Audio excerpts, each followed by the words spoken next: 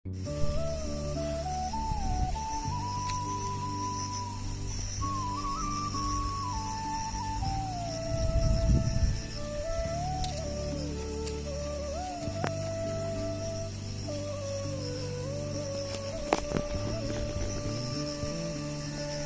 প্রচণ্ড খারাপ।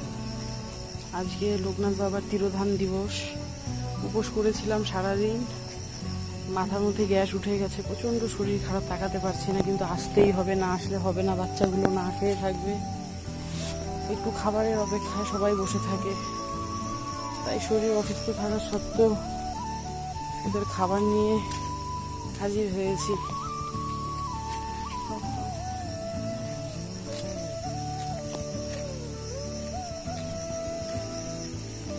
আমি পারি না নিজে রেস্ট করে বাচ্চাদের মুখের মধ্যে অন্ন তুলে দেবো না, সেটা পারি না, ওরকম আরাম আমার হয় না।